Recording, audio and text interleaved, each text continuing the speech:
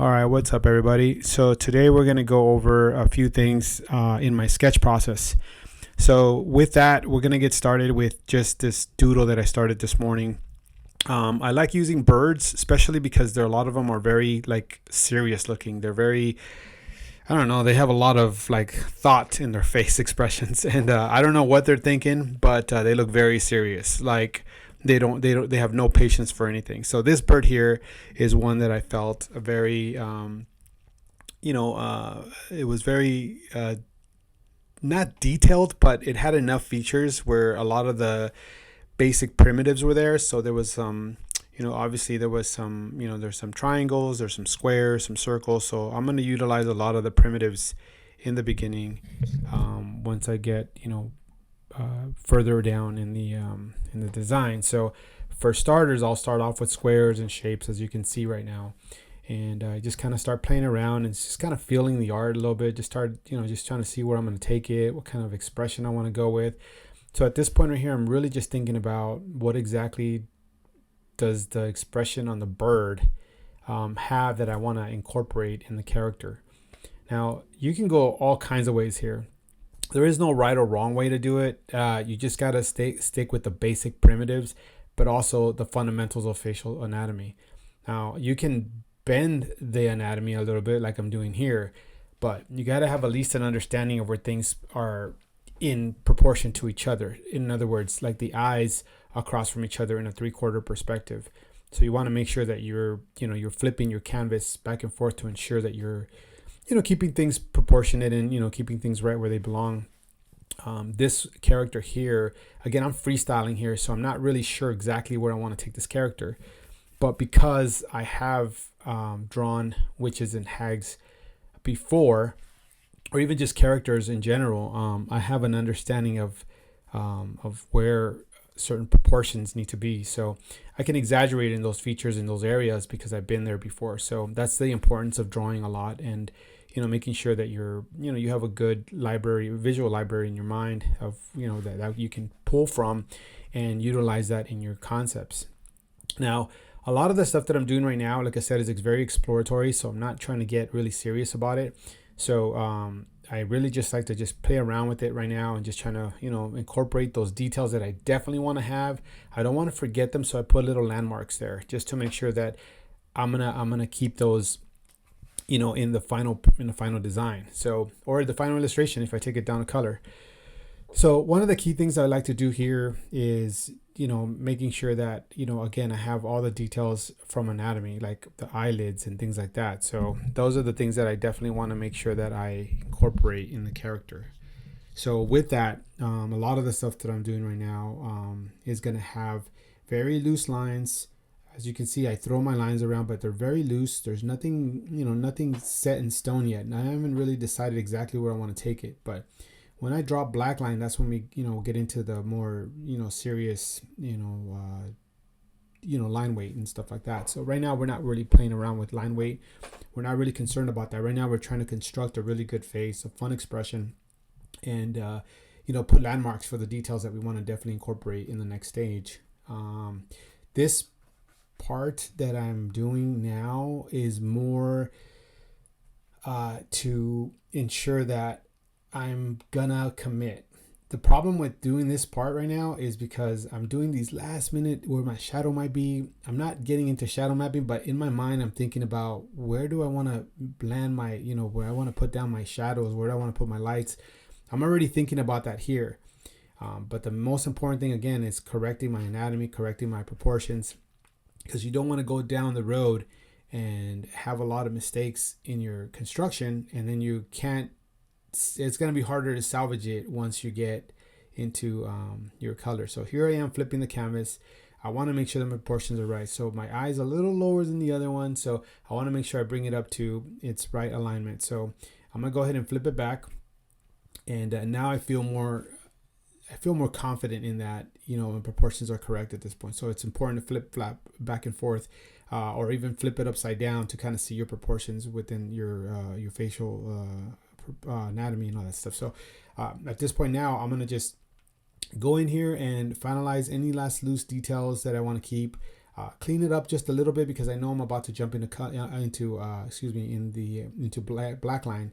So I want to make sure that I'm keeping the lines that I want and still leaving my landmarks there because I definitely want to use them when I drop black. So at this point here, I'm not really happy with the lips. I think the lips could be a little bit different, but just toy, like I said, I'm toying around here. I'm not really doing anything major to it. Just want to make sure that the expression is consistent, to what I want to do.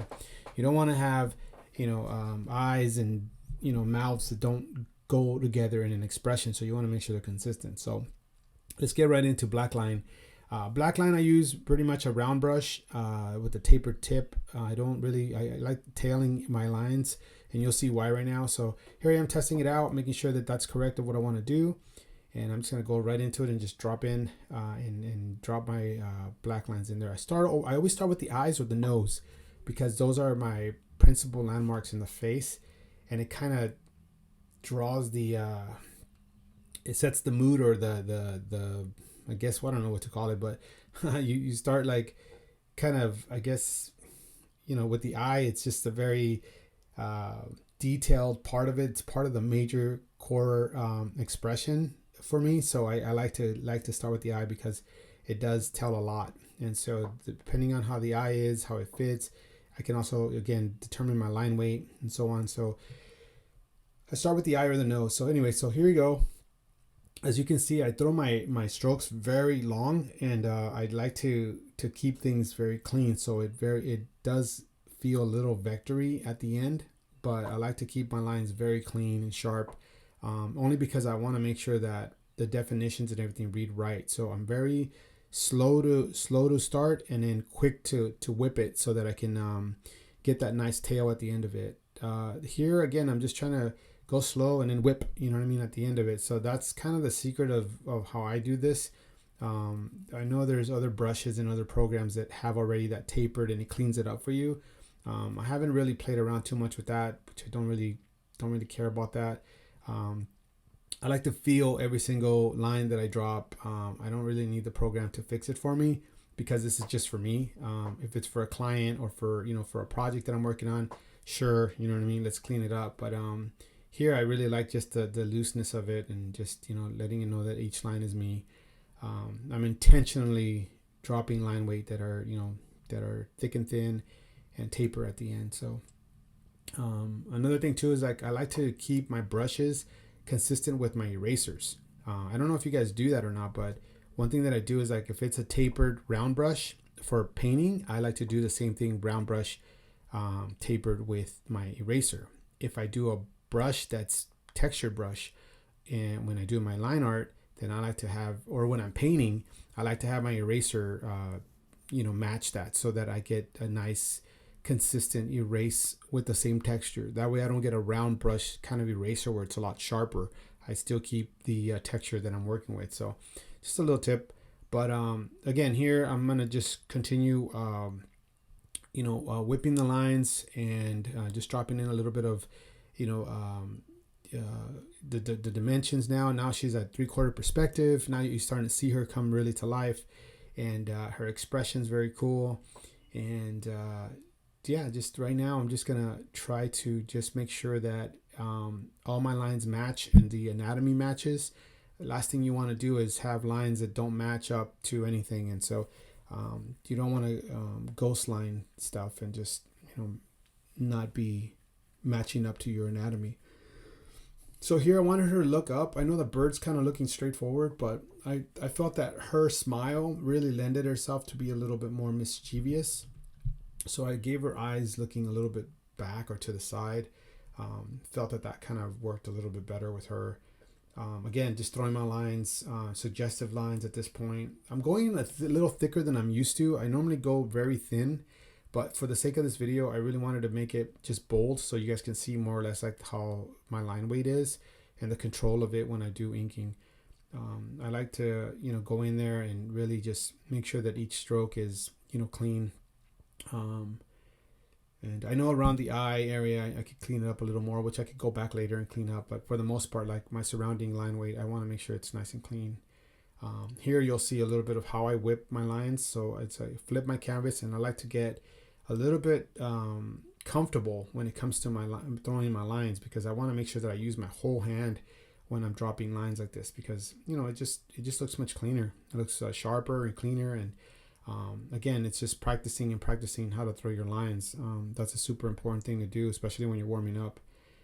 But I'm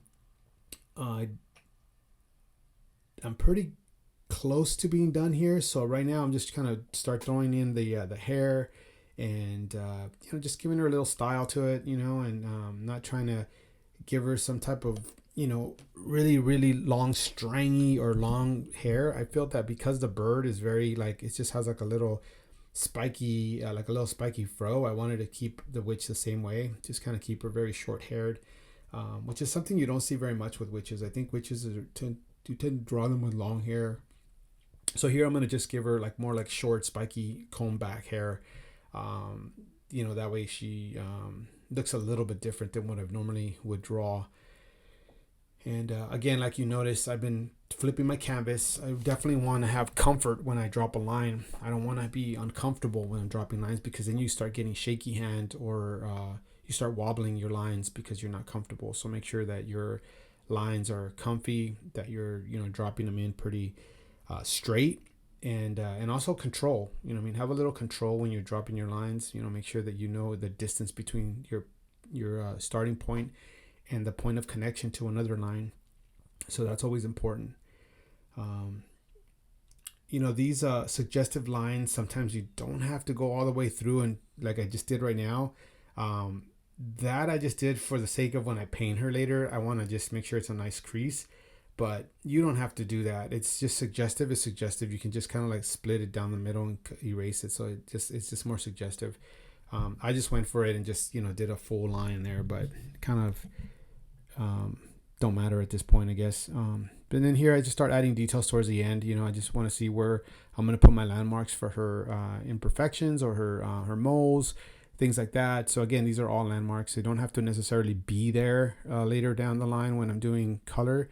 They're just there to remind me that I really want to put maybe some age marks in there, some type of like moles or warts, so it keeps the character's narrative consistent to her, to a witch. That's really what I'm doing. So again, the neck, I want her to be elongated because I want her very skinny, and again, matches the bird. The bird has a very skinny face, so I wanted her neck to match that. Even though in the bird you don't get to see the neck too much, because it has like almost like a mane, like just a bunch of like thin feathery, almost fur-like. It's really weird.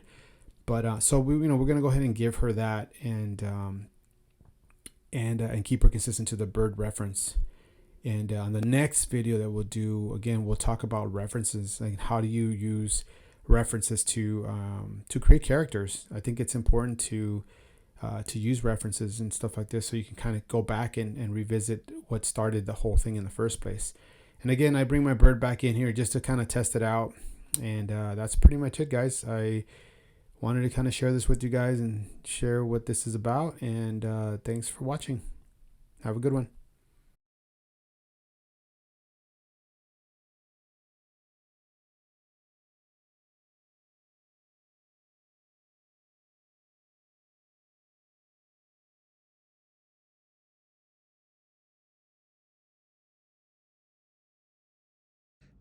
Well, guys, we made it to the end of the video. Thanks for sticking it out with me. Hope you found it very insightful. If you did, make sure that you subscribe, you like, and share this video with your friends.